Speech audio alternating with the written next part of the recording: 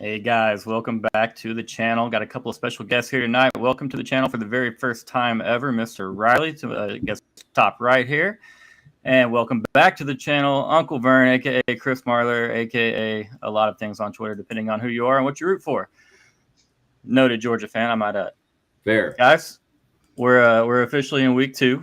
And the first question I have for you, gentlemen, is it too early in the season to use the word dumpster fire? And I'm looking directly in Tallahassee's direction. Is there any hope for Noles fans for the remainder of this season? Whoever wants that one. Who they playing? Does it matter? Yeah. The hope is DJ Ukulele. He has every physical talent you could want. He's 6'5", 6'4", something like that. Built like a running back, runs like a running back, and throw the ball a country mile. Yeah. But we've seen what he does on the field.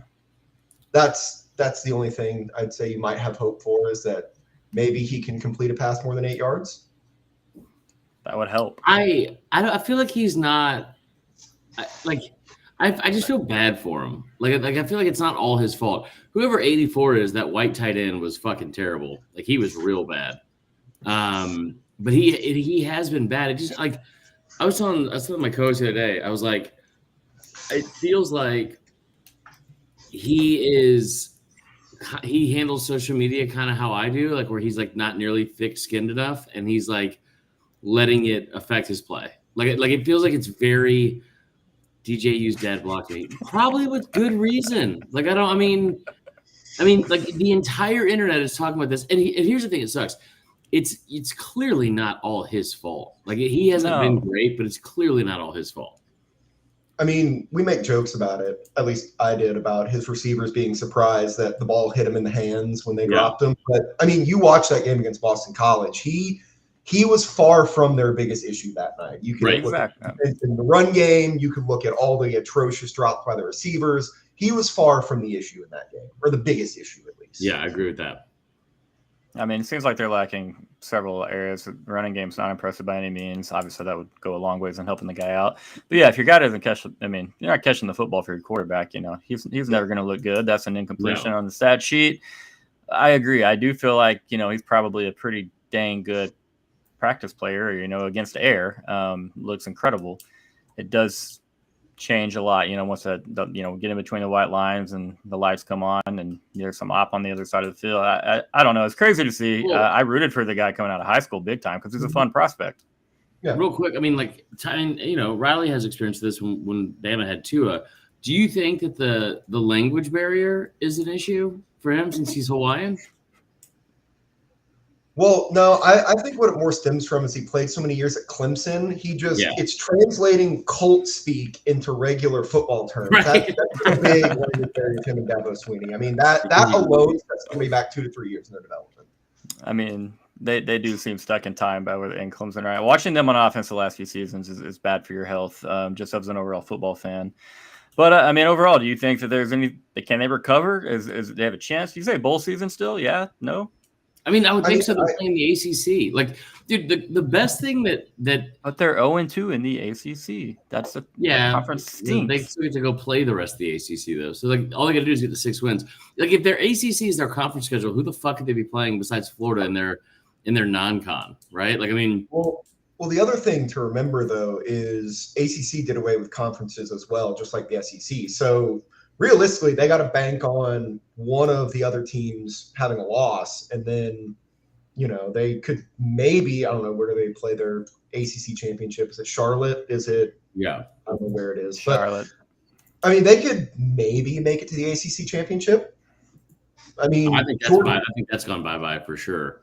Well, I mean, I look at it as at least the two teams they've already lost to in Georgia Tech and Boston College. Boston College, I will admit, Castellanos looked good as there's a deep drive in the left field.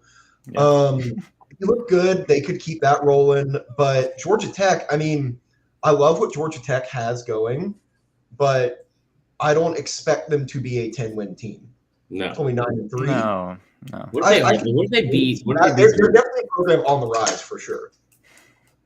I see Georgia Tech getting recruits, and I go, that's impressive for Georgia Tech. I mean, it's impressive for anyone. They landed one of the top tackle.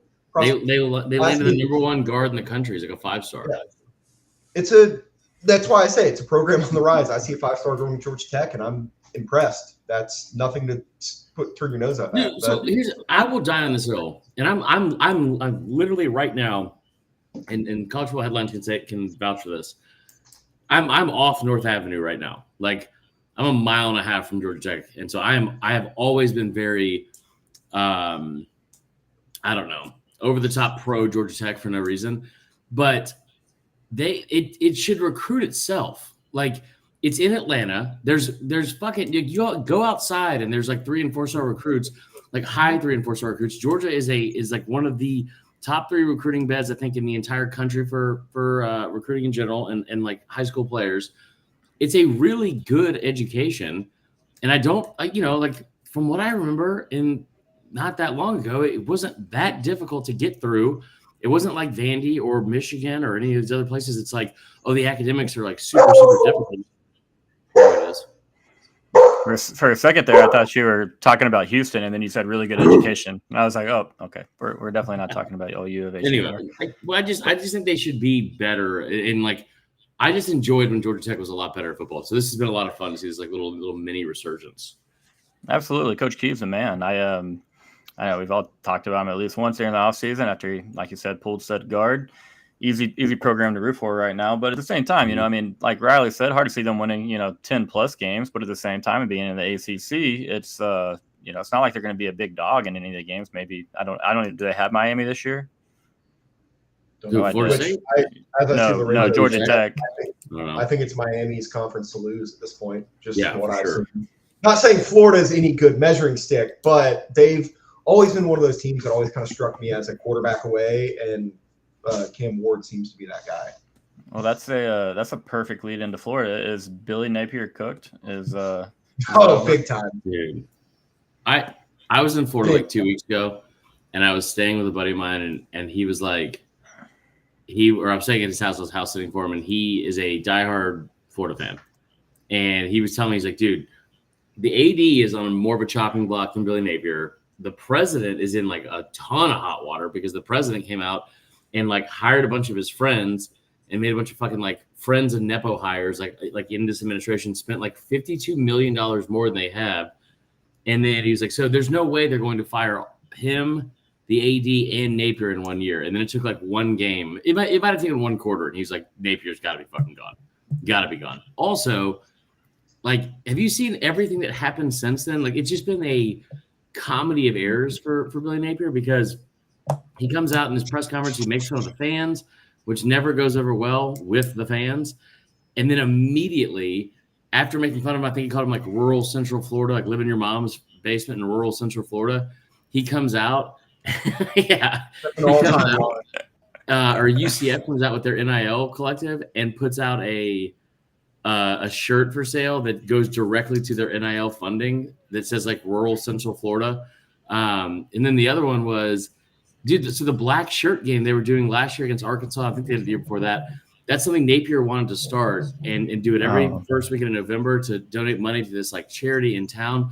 And then I guess he never had approval fully from the administration. So they did all this and all the money they raised never went to the actual association and charity. It came out yesterday. It never went to the charity because the university kept it. Like it was like out of his hands, but it still looks really bad. Yeah, that's like extremely shitty. And if it wasn't for LSU and the Children's Hospital, people probably would have shut up with pitchforks. But yeah, people don't forget. I didn't even see that. I didn't hear a single word about that or read anything. That's insane. Yeah, I mean, it's got to be over, right? Like I was at DKR the other day watching the Colorado State game, and my wife sent me videos and pictures of the U just absolutely taunting Miami after touchdowns and Yeah. crushing people to the long pick six. And I was just like, damn, I thought Florida would hang. I picked Florida to win that game. Shows that I'm an idiot, but yeah. Does So Napier, Florida get any hope? I saw they announced today that Lagway is going to be the starter going forward. that's Well, no, important. just an injury. But yeah, you're probably right. I was like, wait, yeah. I had some Aggie buddies who were like, the Florida game only scares us if Mertz gets pulled early in the year and they let DJ just run it, So I will definitely still be pulling for Florida then. I hope Napier gets them at least one here in a couple of weeks. But all right, so it's going into week 2. Anybody you think that looked really, really good, but you're still not buying the hype, you're not believing it, and maybe they fall on their face this week, maybe it's further down the line, but it's coming. I mean, the homer in me says Auburn, always Auburn. I'm not saying they're going to go what they've been doing with 8-4, 7-5 kind of games, but I mean, they played Alabama A&M, which hometown team, love Alabama A&M. Had some high school people that have played there. Great time. But I don't know. My brain still goes, it's still Peyton Thorne throwing the ball. Right. That's great. I love that a D1 quarterback in a Power 4 now conference can hit a wide open receiver, but I just don't believe they're going to keep it going. It is mind-blowing how excited they are about that, dude. But it also shows you how stupid and bad they were a season ago, really, to I think the surprise of everyone, because sure, the roster wasn't great, but Hugh Freeze's main thing is that he has done really well really early everywhere he's gone. Arkansas State, when he was there, I think they had one winning season in the 15 years prior to him going to Arkansas State, and it was 6-5 in 1995. And then he saw what he did at Ole Miss.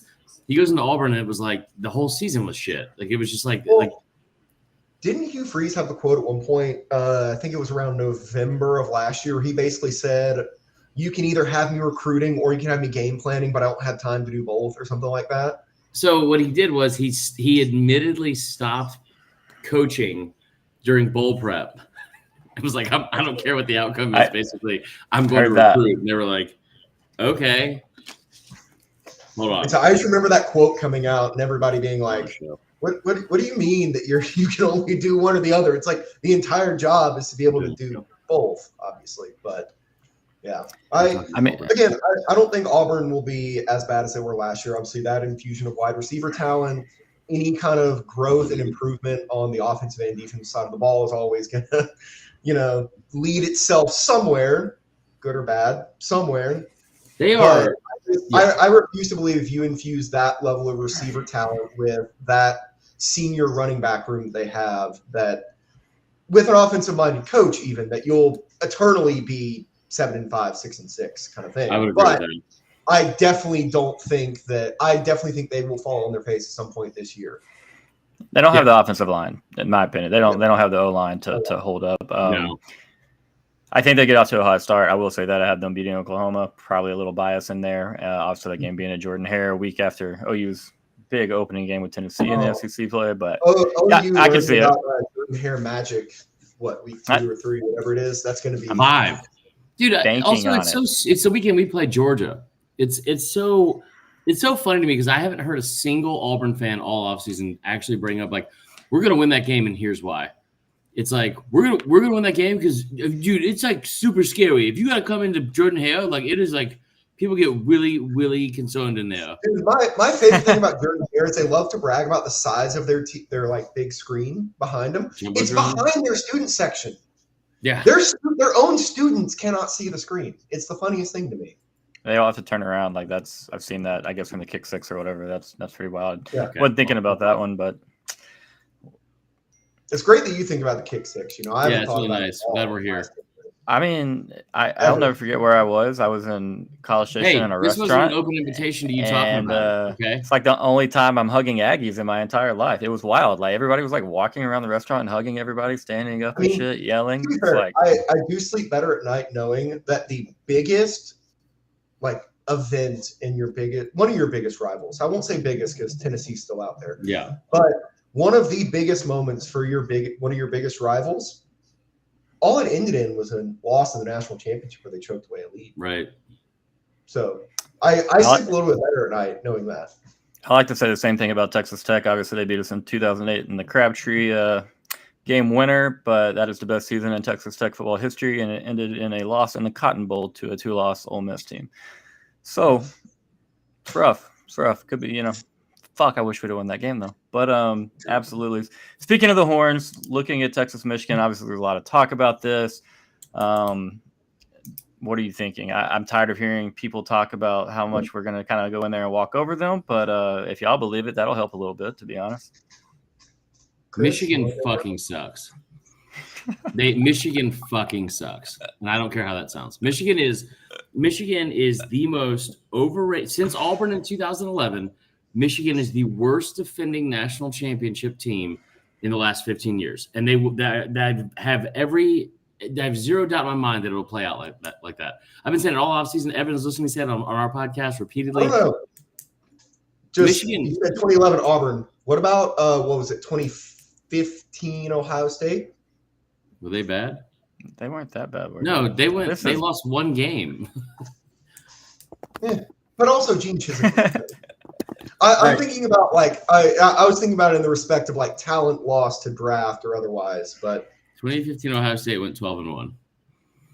Yeah, that's terrible for them, right? That gets Ryan Day fired this year. All right. Anyway, so the thing with Michigan, there's also that season Auburn lost game 2 or 3 at Clemson, and it was the earliest a team had lost following a national championship in some and so I don't remember how long, but it was not that long after that.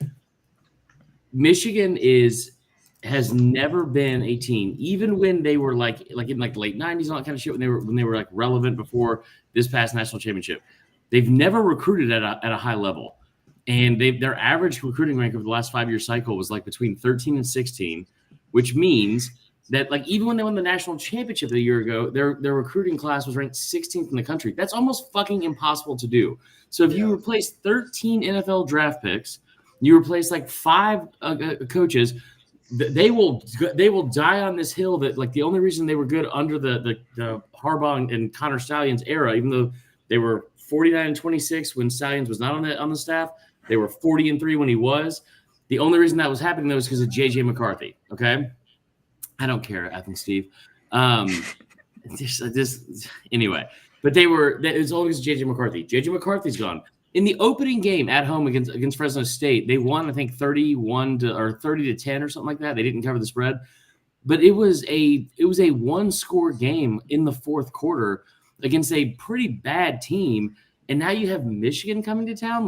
This has never been a program, regardless of the heights that they've had, it's always been a program that has feasted off of their own legend and lore from the fucking World War II era. They had before God last season, damn. they had a national championship. Fuck. No, you guys at least won in the 60s.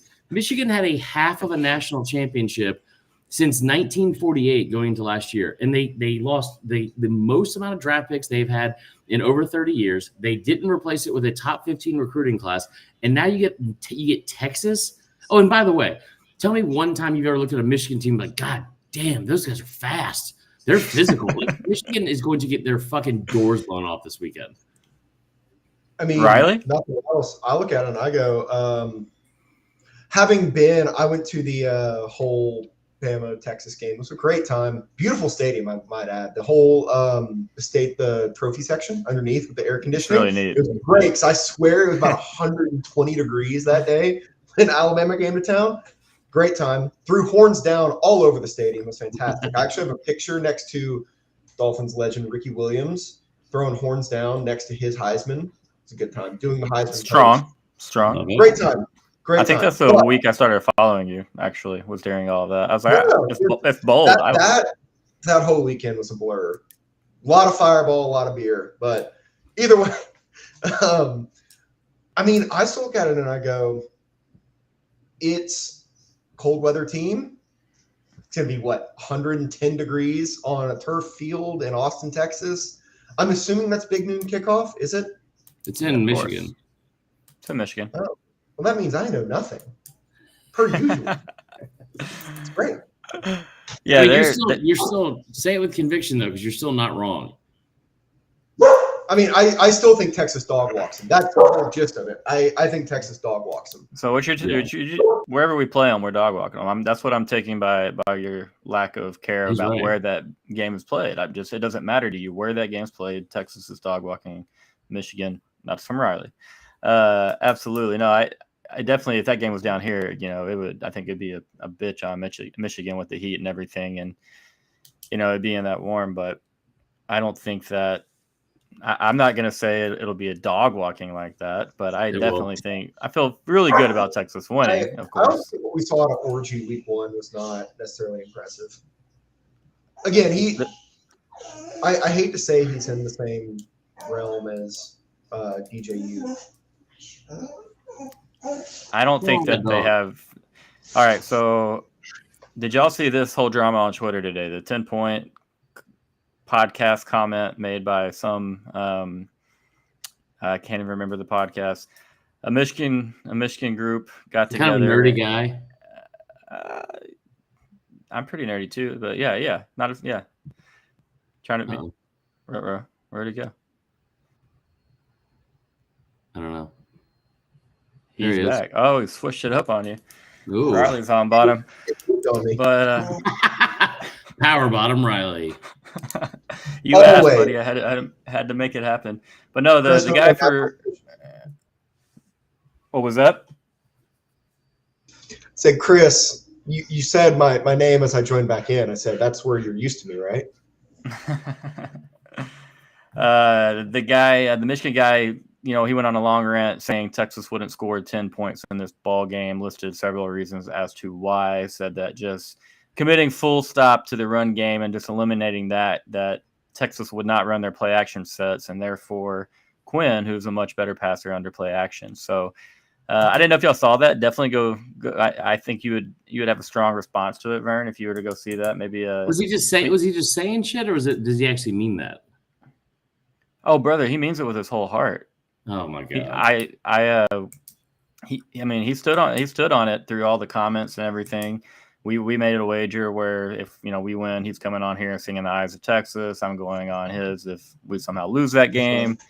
But it's wild, man. I would love to see your reaction to it because it's pretty asinine. Like of all the things to say, like I don't know why that's the one you would hang your hat on. They're only going to score 10 points. Like if there's one thing like Texas is going to do, it's score a lot of points. I've got to say 30. Do you think 30 is too much against Michigan? It's a really good defense, but I don't see how. Because here's the thing with like Sark in big games like this, like he didn't show anything last week. Like that he's got more and more wrinkles. This is also year 3, kind of. I know he's injured a lot, but like it's year 3 with Quinn Ewers being the starting quarterback. Like I just don't. 35 might be like the ceiling on it, strictly because y'all's running backs are. Yeah, John Moore brings it to this point. Fucking Fresno State scored 10 points, man. What are we talking about? Yeah, that's a good point. Wrong comment. There it is. Riley, you're at the 2022 Texas Bama game. Like you saw the window dressing and stuff that Sark did to give a very I won't say less skilled offense than that Bama defense, but y'all definitely had the upper hand between those two units. And I think that was crazy. They're known as Pete Golding still, so you gotta take it with a grain of salt. But no, I agree with that. The window dressing is always that's kind of Stark calling card, and that's thing if you have not prepared for it. And I would even argue Sark being at Bama, say even a year and a half removed at that point, that's still something that most of those players had seen in practice, or at least knew how to prepare for, or even Nick Saban himself knew how to prepare for at that point. So I think if you've never prepared for it in any city, it's going to get rough. And I think that's what's happened for Michigan. Rent free, all that. They don't see offenses like Texas is in the Big Ten. I know that Ohio State throws it around, yes, but like between like you're talking about the window dressing and then the RPO game, all the screening, the quick hitters that Sark like to do. Michigan's calling card for defense the last several years has been to be very aggressive and almost relentlessly. And so that kind of negates that. Hopefully, I don't know how they play it. I mean, they ran several zero blitzes last week, and they came after the quarterback. And obviously, just like Sark, they're going to have prepared for this game for months at times. And I mean, will it matter? Let's hope not. But yeah, y'all's confidence definitely helps me a good bit. I definitely appreciate that. The fact that it's up to 8.5. I said this summer we did a show about this, and it was like, what are your locks of the year? And I think at one point this summer that was like at like 4.5 or 5. Evan, correct me if I'm wrong, but I was like, that's the easiest pick of the year. Like they're not athletic enough to hang with y'all for that long. Maybe last year's team was, maybe even the year before they were, but like this team's not at all. And I'm curious. I'm curious to hear your opinion. Do you think Texas would have beat Michigan last year in the national championship game? No. I think Michigan was really good last year. Like I mean, like Michigan. Yep. It is. Yeah, I think that y'all were really good, obviously. But the only team I think that could have possibly beat Michigan was Georgia if they got back in. But they deserve to be in there. Honestly, like just based off last year, they probably deserve to be in there less than Florida State, which sounds crazy because they had 1-2 straight and they probably would have won a third. But like just the way that the games played out. So, yeah. I mean, it's painful to ask. Had to bring it up though. I think Michigan probably would have had the upper hand in that one. I don't think that between the lack of, once Jonathan Brooks went out, I maybe with him I could talk myself into it, but I just think Michigan was on a mission last year, and now the roles are reversed. They lost a ton of talent. To credit your points, it's gonna be really, really hard to get them to get ready for Quinn in year 3. The offensive line, which by now they've started a combined ton of games, several multi-year starters on there. Yeah. And then, but yeah, I was worried. I mean, honestly, coming into it, I'm worried about the wide receivers and how everything meshed, and then a couple of new bodies at tight end. But I mean, looked good in week 1 against a nobody opponent. That's all you can ask for. Yeah. Didn't see enough out of Michigan to think that they actually can win that game. But all right, guys, anything else? What as a Texas fan, what do you think is the advantage? Is it in the chat? DBs are overrated. You utilize the tight end, or you brought up the window dressing. What do you think is the biggest thing that could exploit them? Strictly from the offensive standpoint, or either side? Or defensive. I think that they're going to really, really struggle to move the football on us, and I think that, I mean, their defense is really good, as Chris said, and it's a great defense, really good bodies on the defensive line still. Obviously, Will Johnson's a monster, but I just think with the constant pressure that they'll be under, and us hopefully winning the field position game, I mean, they're going to get their 3 and outs against Texas. Their defense is that good, and hopefully it's just a couple. But Texas will find ways. That's why I have us at 30, because winning the field position battle, I'm going to assume we get a turnover or 2. I think we're going to be pretty dang good on defense, and a lot of people kind of underestimated or overplayed really the defensive line issues. I think we match up really, really well. You talk about any teams that are really run heavy in the last several years that. Okay, I shouldn't say that. Some Big 12 teams have ran the ball right up our ass. So let me go back and add that cap. But when it's a big game, a big moment like this, talk about Georgia, talk about Alabama, talk about, I know Gibson or Jahmyr Gibbs had the long touchdown run in the, or was it Gibbs that had the 80-yarder against us? Damn, that sucks, in 2022. But we've given up some runs. No, it was Jace McClellan. Okay, but it was Jace, but point is I don't think that offense at Michigan and Ann Arbor, that they have the threats in the passing game to obviously to garner our respect and make Texas back up, cool down, and honor the passing game. That's why I've said if I'm Michigan, I don't even roll out the first what's his name, Warren Davis. I mean, I love that kid's story. I didn't know about that until today. God bless that dude. But I roll out Alex Orji, and I try to take the top off the defense a couple of times. It's not going to hurt anything. I mean, if a ball gets picked off or you overthrow a guy, so what? I mean, interception is a long punt at that point, and I think you're really going to have to hit on some home run plays if they're going to, if Michigan's going to win that game. So to answer your question with a very long answer, I'll take our defense and setting up our offense to scores. One of the biggest problems with Michigan, I think, going into this year is that they are like defenses are going to be able to keep everything in front of you. Like they don't have enough weapons to get behind you or go, east and west and use the entire 53.5 yards of the field. Like they will be able to, good defenses will be able to keep everything in front of you and get downhill. And they're just not talented. Like they're not as talented. Like I should say this, they're not as talented nearly as much as last year. And they're not as talented as other top 10 ranked teams. Like if Florida State hadn't already fallen out, Michigan would be the next team to fall out, and they will be the next team to fall out of the top 10 this weekend. Speak it into existence, brother. Y'all, so y'all have score predictions. I'm at 30-16, so we can see who gets closer. Is it going to be worse than that? I will say, give me 31-13. I would love it. Riley? I say I got to think about it. I might go. I'd say 37-21. 37. I take the over. It's getting there easy. But all right, guys. 3 Texas win or clean sweep for Texas. Hopefully, there's no cursing in there. I'm trusting you guys. Full confidence in the Horns. I was doubting the 30-16 pick all day, but you guys, picked me back good. up. So hammer that. Appreciate it. Well, I know everybody's busy right now. Thank you, gentlemen, for hopping on and doing this with me. We're going to let y'all get back to it. Thank you. See y'all later. Hook 'em Horns.